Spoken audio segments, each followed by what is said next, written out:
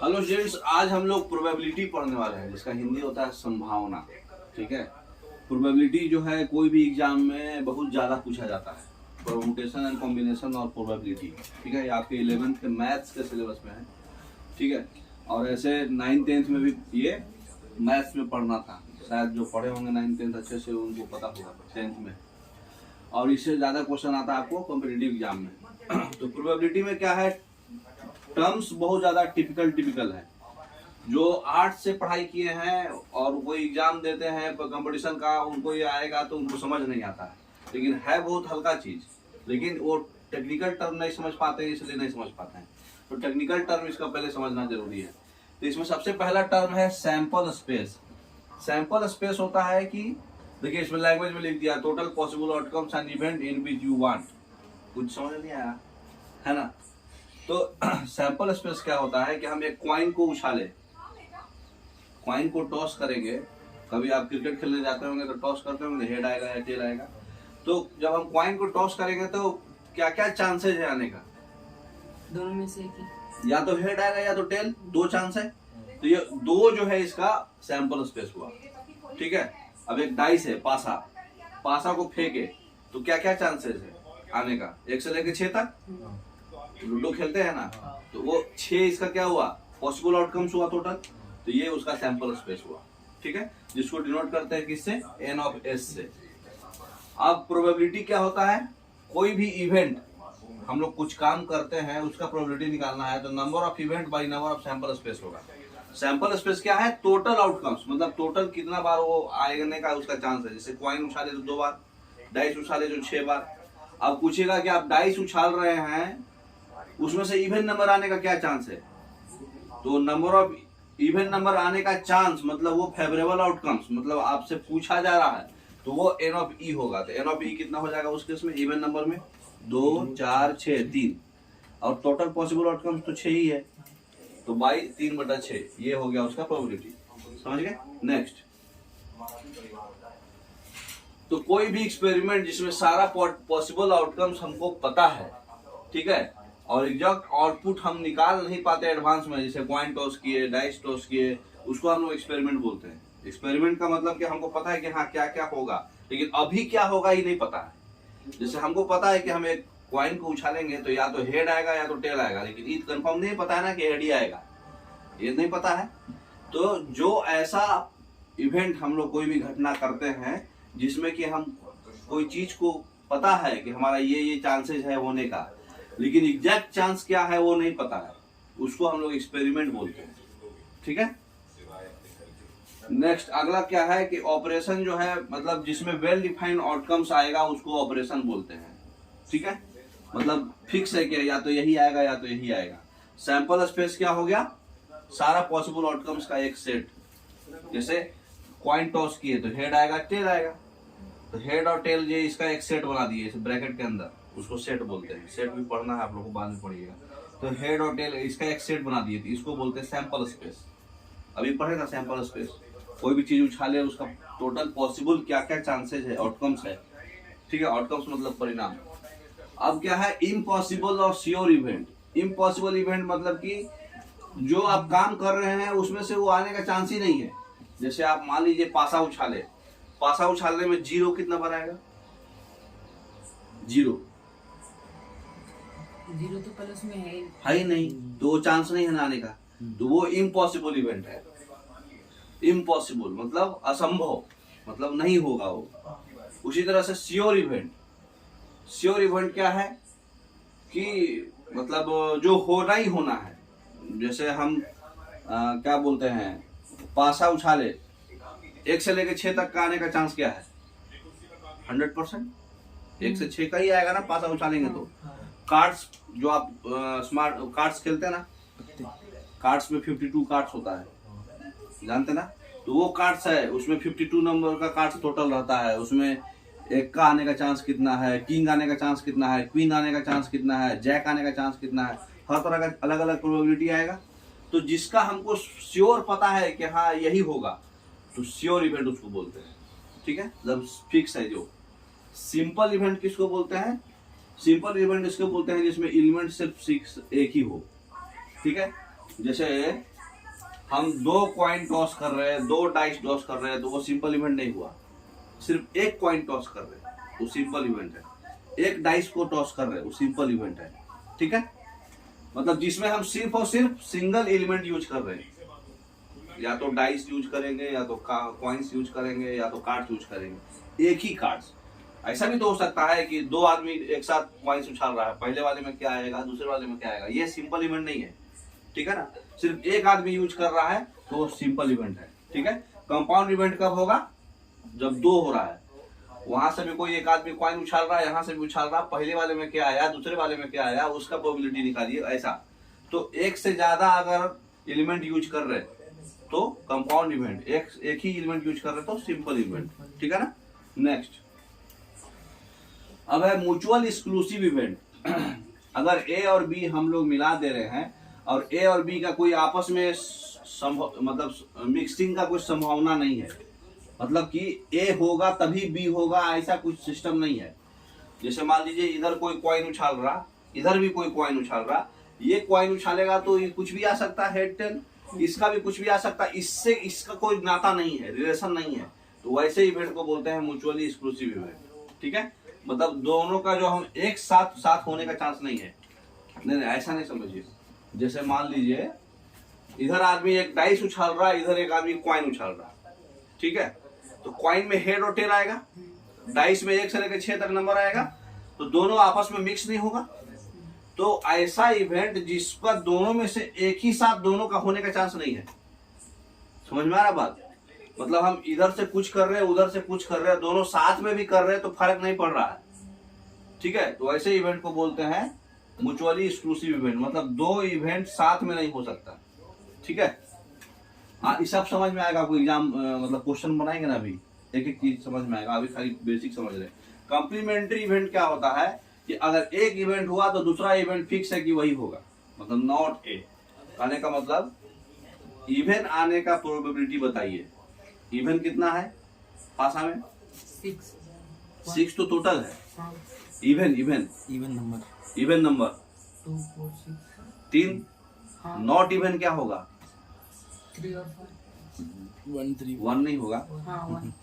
तो चाहे हेड है, मतलब जो चीज एक बार हो गया ए, जैसे इवन नंबर का प्रोबेबिलिटी है कि हमारा कितना, प्रोबेबिलिटी ऑफ इवन नंबर होता है 3/6, तो प्रोबेबिलिटी ऑफ नॉट ए माने इवन नहीं आने का, इसको बोलते हैं कॉम्प्लीमेंट्री इवेंट। तो कॉम्प्लीमेंट्री वो भी क्या होगा, 1 - 3/6, वो फिक्स है। ठीक है, ऐसे भी इवन नॉट इवन बोले तो क्या है, वो भी 3 ही है, तो सॉल्व करके भी उतना ही आया, लेकिन 1 माइनस करके उसको निकाल सकते हैं। ठीक है, जैसे प्रोबेबिलिटी ऑफ हेड का प्रोबेबिलिटी क्या है, जब एक कॉइन उछालिएगा तो हेड एक बार आएगा, और या तो हेड आया तो टेल आया, 1/2 होता है। सैंपल स्पेस उसका 2 होता है, मतलब एक कॉइन को उछालिएगा तो या तो हेड आएगा या तो टेल आएगा, तो नीचे में 2 रहेगा, टोटल आउटकम्स। ठीक है, हेड आने का बोलो तो 1, और वही प्रोबेबिलिटी ऑफ नॉट हेड, मतलब उसको h डैश करेंगे तो 1 - 1/2 इक्वल टू 1/2। समझ में आ रहा? तो इसको बोलते हैं कॉम्प्लीमेंट्री इवेंट, मतलब ए और ए डैश जो है आपस में क्या है, कॉम्प्लीमेंट्री है। तो कॉम्प्लीमेंट्री इवेंट का प्रोबेबिलिटी हमेशा जोड़ने पर 1 आना चाहिए, तभी वो कॉम्प्लीमेंट्री इवेंट कहलाएगा। समझ में आया? चलिए नेक्स्ट, एग्जॉस्टिव इवेंट हम लोग कब बोलते हैं कि जब हम एक्सपेरिमेंट परफॉर्म करेंगे तो कम से कम 1 से लेके 9, मतलब मान लो 1 से लेके 10 तक हम एक्सपेरिमेंट किए, तो कम से कम एक जो है उसमें से जरूर आना चाहिए, तो उसको एग्जॉस्टिव इवेंट बोलेंगे। ठीक है, जैसे मतलब कोई बहुत सारा एक्सपेरिमेंट किए, 10 एक्सपेरिमेंट किया, हम जो चाहते हैं वो कम से कम एक बार आ गया, तो एग्जॉस्टिव इवेंट कहलाएगा। ठीक है, तो वो सब आपको समझ में आएगा, एग्जाम क्वेश्चन बनाएगा तब, इतना अभी आपको हवा नहीं लगा होगा, जिसको लग गया उसको अच्छी बात है। अब क्वेश्चन क्या बोल रहा है, इंडिपेंडेंट इवेंट किसको बोलते हैं, अगर कोई इवेंट एक दूसरे से रिलेटेड नहीं है। जैसे हम 2 कॉइन टॉस किए, दोनों कॉइन का आउटकम एक दूसरे से इंडिपेंडेंट है, मतलब उधर कोई बंदा कॉइन टॉस कर रहा है, इधर कोई बंदा कॉइन टॉस कर रहा है, इसमें से हेड आएगा कि टेल आएगा पता नहीं, उसमें हेड आएगा टेल आएगा, एक दूसरे से रिलेटेड नहीं है ना। तो जिस मतलब इवेंट में आउटकम्स का इंडिपेंडेंसी है, ये अलग है वो अलग है, आजादी है, उसको हम लोग बोलते हैं इंडिपेंडेंट इवेंट। ठीक है ना, अभी समझ में आएगा सब कुछ। जैसे आपका एक डाइस है, एक साथ आप 2 डाइस को उछाले, तो पहले डाइस में अगर 1 फिक्स कर दिए 1 आएगा, तो दूसरे डाइस में 1 से लेकर 6 तक कुछ भी आ सकता है, या तो 2 आएगा तो 1 से लेकर 6 तक कुछ भी आएगा, 3 आएगा तो 1 से लेकर 6 तक कुछ भी आएगा दूसरे में, 4 आएगा तो उसमें 1 से 6 5 6 टोटल इतना ही आउटकम्स आने का चांस है अगर हम 2 डाइस उछाले हैं, है ना। तो ये कितना चाहे टोटल कितना होगा 36, 6 6 6 6 36 होगा ना। तो जब कोई भी चीज का एक बार का सैंपल ऑफ स्पेस जो है अगर एक बार कर रहे हैं, वो अगर x आएगा, तो अगर वो सैंपल ऑफ स्पेस 2 टाइम्स करिएगा तो वो x स्क्वायर हो जाएगा, 3 टाइम्स करिएगा तो कितना हो जाएगा क्यूब हो जाएगा, 4 टाइम्स करिएगा तो कितना हो जाएगा number of sample space x के पावर 4 हो जाएगा। जिससे एग्जांपल के लिए समझिए, सबसे सिंपल कॉइन्स और डाइस। ठीक है, एक बार कॉइन उछालते हैं तो सैंपल स्पेस कितना आएगा, सैंपल स्पेस मतलब टोटल आउटकम्स, पॉसिबल आउटकम्स। एक बार कॉइन उछालते हैं तो हेड आएगा चाहे टेल आएगा, 2, उसका सैंपल स्पेस कितना है 2 बार उछालिएगा तो आपको याद करने का जरूरत नहीं, सीधा 4 होगा, 2 का स्क्वायर। 3 बार उछालिएगा तो क्या होगा 8 हो जाएगा, 4 बार 16। एक बार डाइस उछालते हैं तो 6 आता है, 1 से लेकर 6 तक नंबर। 2 बार करेंगे तो कितना आएगा 36। 2 बार का देखिए सारा आउटकम लिखा हुआ है, दिख रहा ना। 3 बार करिएगा तो 216, 4 बार करिएगा तो 6 के पावर 4 बताइए 1296। तो ये भी एग्जाम में आता है, मतलब डायरेक्ट सैंपल स्पेस एक का आपको पता है, ऐसा ऐसा 10 बार किया गया, आपको खाली पावर में आंसर दे देगा। ठीक है ना, तो आप बता सकते हैं। चलिए अब आ जाइए मेन बेस पर। इतना तो आपका जो है मतलब बेसिक कहानी था। अब क्वेश्चन है, अब नहीं समझ में आएगा तो बोलिएगा, ठीक है। पहले समझ में आया नहीं आया कोई बड़ी बात नहीं है, लेकिन अब नहीं समझ में आएगा तो बोलना है। क्वेश्चन है, एक कॉइन को 4 बार उछाला गया, ठीक है, तो सैंपल स्पेस कितना आएगा। सैंपल स्पेस 4 बार उछाला गया है कॉइन को, एक बार का सैंपल स्पेस कितना आता था 2। नंबर ऑफ सैंपल स्पेस क्या होता है पॉसिबल आउटकम्स। तो जब हम कॉइन्स को उछालते हैं तो नंबर ऑफ सैंपल स्पेस कितना होता है 2, या तो हेड या तो टेल। पॉसिबल आउटकम्स क्या है, तो 4 बार उछाला गया है 4 टाइम्स।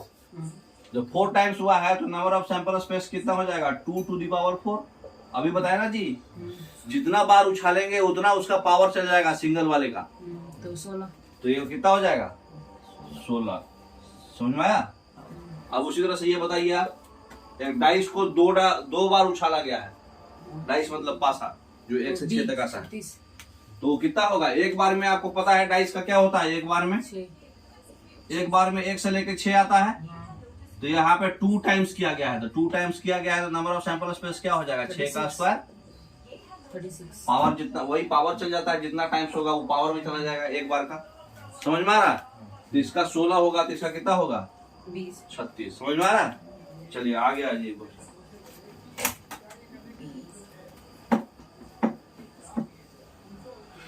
अब क्वेश्चन बोल रहा है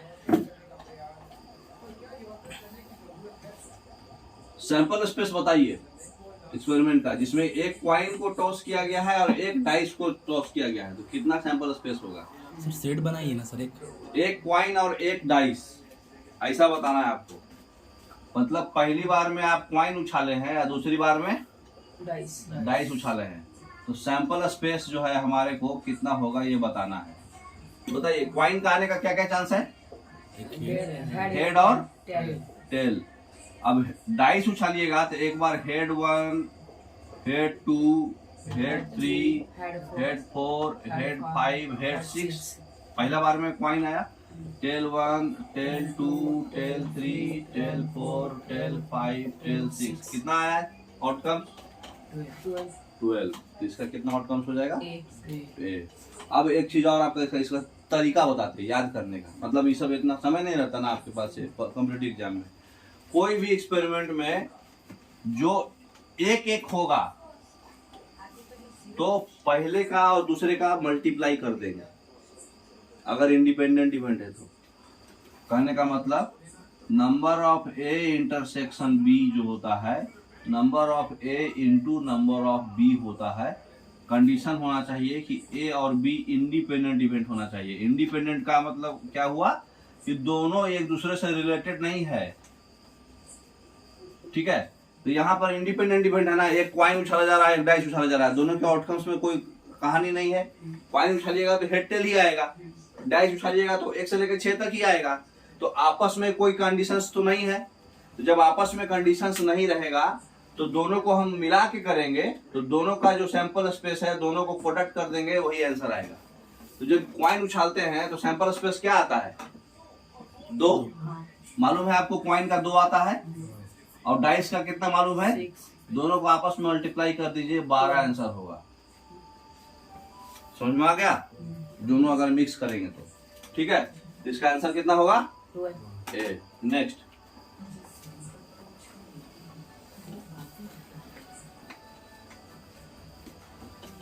आधे घंटे से ऊपर गए तो अब देखिए क्वेश्चन बताइए। ये तो हो गया। नेक्स्ट,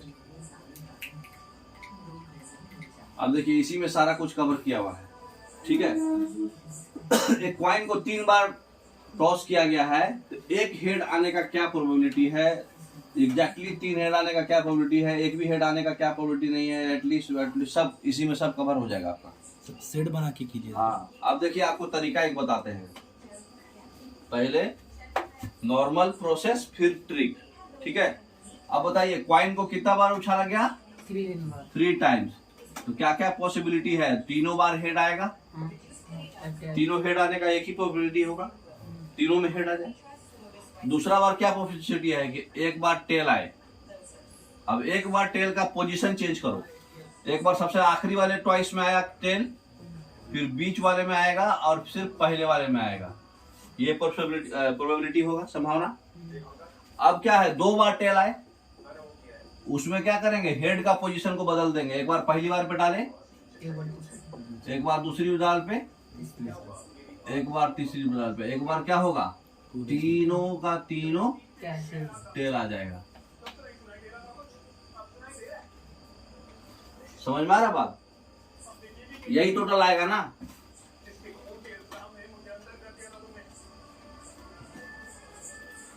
तो कितना हुआ? देखिए गिनिए कितना है। ऐसे भी आप 3 बार करते हैं तो 2 के पावर 3 8 आएगा सैंपल स्पेस।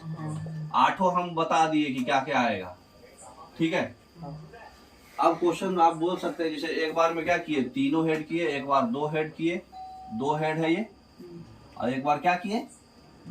1 हेड किए, और एक बार 0 हेड कर दिए। 3 2 1 0, ठीक है ना। पोजीशन चेंज किए, क्या किए? इस बार में तीनों हेड था, इसमें 2 हेड है तो टेल का पोजीशन चेंज करते गए। एक बार सबसे लास्ट में डाले, बीच में डाले, पहला पे डाले। फिर इसमें क्या किए? सिंगल हेड है, 2 हेड का 3 आएगा, सिंगल हेड का भी 3 आ रहा। कितना है?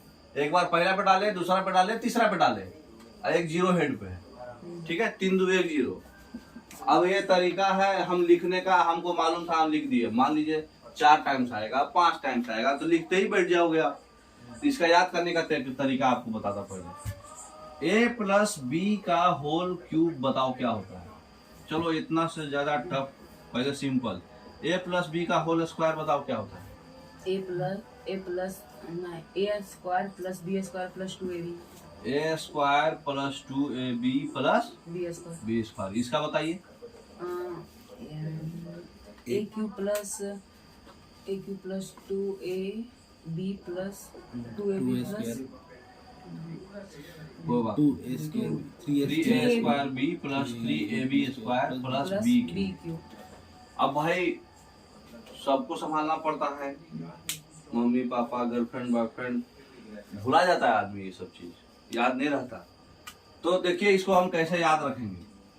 पावर कितना भी दे दे, ठीक है, उसको क्या करना है, इधर समझाता हूँ, ठीक है। पहले हम a प्लस बी का होल स्क्वायर कैसे बनाएंगे। हम मान लीजिए ये भूल गए, दिमाग है छोटू सा दिमाग में, क्या याद रखेंगे। तो इतना पावर 2 है, 3 बार हम ए बी लिख देंगे, ठीक है। इतना तो याद कर सकते ना कि हाँ 2 है तो 3 बार ए बी लिखना है कि नहीं। अब पहले वाले का पावर 2 है तो 2 दे देना है पहले वाले को, ए का, फिर एक एक कमा देता जाइए, 1 0। अब दोनों का जोड़ के हमेशा 2 आना चाहिए, तो ऑटोमेटिक 0 1 2 करिएगा। अरे इसमें दे दिए क्या, 0 2। ये समझ में आया बात।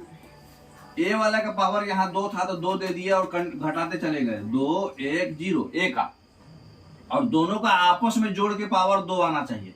तो 2 है तो यहाँ 0 होगा, 1 है तो 1 होगा, ये 0 है तो 2 होगा। मतलब इसको घटते क्रम में लिख दीजिए ए के पावर को 2 से, और बी के पावर को बढ़ते क्रम में लिख दीजिए। यहाँ तक कोई दिक्कत नहीं। पहले वाले का कोफिशिएंट हम लोग 1 देते हैं हमेशा, ठीक है। अब दूसरे वाले का कोफिशिएंट हमको आगे क्या देना है, इसके लिए क्या करना है, सिर्फ पहले वाले का इस्तेमाल करना है। सिर्फ पहले वाले का जो पावर है वो कोफिशिएंट से गुणा करिए, या जिस टर्म को इस्तेमाल कर रहे हो उससे भागा दीजिए। तो जैसे यहाँ 2 × 1 कितना हुआ 2, और ये सिंगल पहला टर्म था, भागा 1, इसमें 2 हो जाएगा। 2 × 1 सिर्फ पहले वाला, ए का पावर कितना है 1, तो सिर्फ पहले वाले के पावर से कोफिशिएंट को गुणा करना है। 2 × 1 2, और ये सेकंड टर्म था, भागा सेकंड टर्म, 2 भागा 2 कितना हो गया 1। तो ये कितना हो जाएगा आंसर बताइए। कोई भी चीज का पावर 0 क्या होता है 1। कोई भी चीज का पावर 0 क्या होता है 1। तो ये कितना हो गया, देखिए a square 2ab plus B square हुआ कि नहीं। अब यही चीज हम इसमें कर रहे हैं, ठीक है। अब बताइए a प्लस बी का होल क्यूब में बताइए कितना बार ए बी लिखेंगे बताइए। 4 बार ए बी लिख दिए, यहाँ तक तो कोई दिक्कत नहीं आएगा।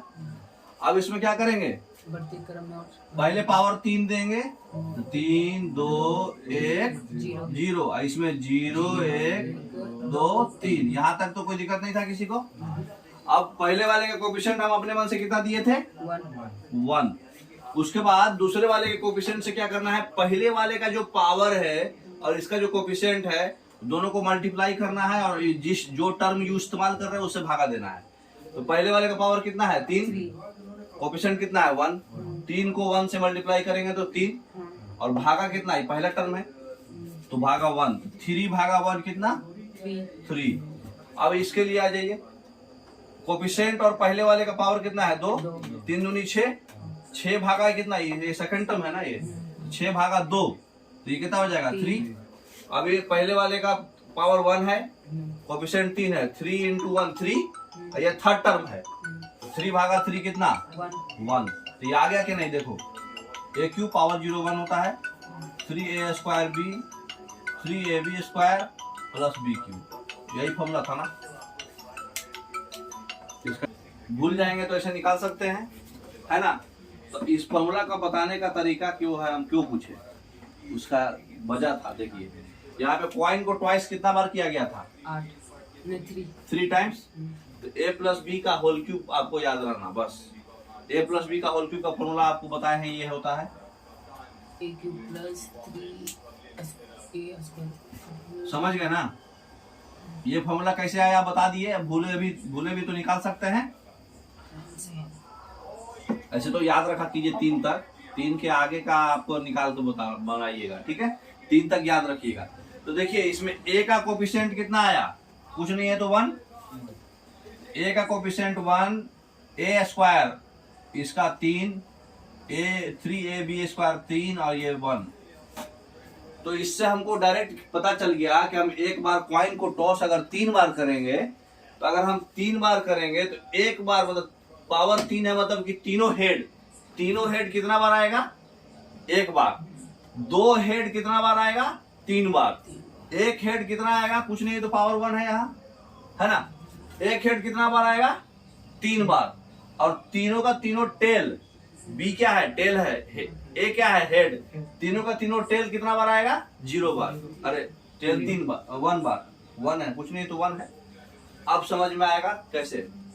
अब क्वेश्चन क्या पूछा, एक कॉइन को हम 3 बार टॉस कर दिया। ऐसे तो हम आपको सब कुछ लिख के दे दिए हैं, लेकिन ये फॉर्मूला अगर आपको याद रहेगा तो डायरेक्ट तुरंत बना दीजिएगा। 3 बार हम कॉइन को टॉस किए हैं तो सैंपल स्पेस 8 होता है, ये तो आपको पता है, क्योंकि एक बार टॉस करते हैं तो हेड और टेल 2 होता है। 3 बार करेंगे तो पावर 3 हो जाएगा उसका, 2 के पावर 3 8 हो गया। अब क्वेश्चन क्या पूछ रहा है, एग्जैक्टली 1 हेड का क्या प्रॉपर्टी है, प्रोबेबिलिटी है। 1 हेड मतलब क्या हुआ, सिंगल हेड, एक बार हेड। ए का पावर कितना आना, 1। ए का पावर 1 किसमें है, देखिए इसमें, उसका आगे कोएफिशिएंट कितना है, 3। तो इसका आंसर हो जाएगा कितना, 3/8। 3/8 कौन सा है, बी ऑप्शन। समझ गए। अगला क्वेश्चन क्या है, एग्जैक्टली 3 हेड। ए के पावर कितना होना चाहिए, 3। ए के पावर 3 का कोएफिशिएंट कितना है आगे, 1। इसका आंसर 1/8, ए ऑप्शन। ठीक है। अब नो हेड, नो हेड मतलब क्या, सारा का सारा टेल, मतलब ए के पावर 0। ए के पावर 0 बोले तो खाली बी के पावर कुछ, तो ये इसका भी कोएफिशिएंट कितना है, 1। तो ये भी कितना हो जाएगा, 1/8, ये ऑप्शन। एटलीस्ट 1 टेल, कम से कम एक टेल होना चाहिए, तो ज्यादा भी हो सकता है ना। एटलीस्ट 1 टेल कहने का मतलब क्या हुआ, बी का पावर कम से कम 1 2 3 तीनों चलेगा, है कि नहीं। बी के पावर 0 खाली नहीं चलेगा, बाकी सब चलेगा। एटलीस्ट का मतलब क्या होता है, वर्ड, एटलीस्ट वर्ड का मीनिंग होता है कम से कम, है ना, ये तो जानते हैं आप लोग। तो यहाँ पे क्वेश्चन क्या पूछा है, एटलीस्ट 1 टेल। टेल किसको बोल रहे हैं हम, बी को। हेड किसको बोल रहे हैं, ए को। तो बी मतलब कम से कम 1 होना चाहिए। इसका मतलब कि 1 2 3 ये भी सब चलेगा, 1 से कम नहीं होना चाहिए। तो 1 2 3 देखिए, बी का पावर नोटिस करना है, ए नहीं। बी में यहाँ पावर 1 है, पावर 2 है, पावर 3 है, ये सब है, तो पावर सब जोड़ दीजिए, 3 3 6 और 1 7, है ना। ये कितना हो जाएगा, एटलीस्ट 1 टेल, 1/4 कम से कम एक टेल चाहिए। तो ये कितना हो गया, 3 3 6 और 1 7। तीसरा ऑप्शन दिख नहीं रहा है जी, क्या क्या है, 1/4 ऑप्शन गलत होंगे सर। एटलीस्ट 1 टेल बोले तो 7/8, ठीक है। अब दूसरा क्या है, एटलीस्ट 2 हेड, कम से कम 2 हेड होना चाहिए। तो हेड, हेड मतलब क्या हुआ, 2 हेड बने कम से कम, या तो 2 होगा या तो 3 होगा। तो उस केस में हेड वाला देखिए, हेड वाले का 2 पावर और 3 पावर देखिए किसमें है, फर्स्ट में, इसमें तो नहीं है, इसमें नहीं है, इसमें है ना। इसमें 2 पावर है, इसमें 3 पावर, दोनों चलेगा एटलीस्ट में। तो 3 और 1 4, तो 4/8 हो गया। ये कितना हो जाएगा, 1/2, 4 से कट जाएगा ना ये, 1/2 कौन ऑप्शन है, पहला ही ऑप्शन है, ठीक है। अब क्वेश्चन पूछता एटमोस्ट 2 हेड, तो ये एटलीस्ट के जगह पे एटमोस्ट पूछता, एटमोस्ट। एटमोस्ट का मतलब होता है ज्यादा से ज्यादा। तो कैसे बताएंगे, ज्यादा से ज्यादा 1 टेल होना चाहिए। अगर ऐसा पूछता है एटमोस्ट 1 टेल, उसमें ज्यादा से ज्यादा 1 टेल होना चाहिए, मतलब या तो 0 टेल या तो 1 टेल, उसके ऊपर तो जाएगा नहीं वो। तो इस केस में एटमोस्ट वर्ड आएगा तो 0 और 1 बनेगा खाली। तो 0 और 1 बी के पावर में देखिए किसका किसका है, 0 इसमें है, इसमें बी नहीं है, 1 हो गया, इसमें बी नहीं है, तो 4 हो जाएगा। ये हो जाएगा 4/8 = 1/2, ठीक है ना।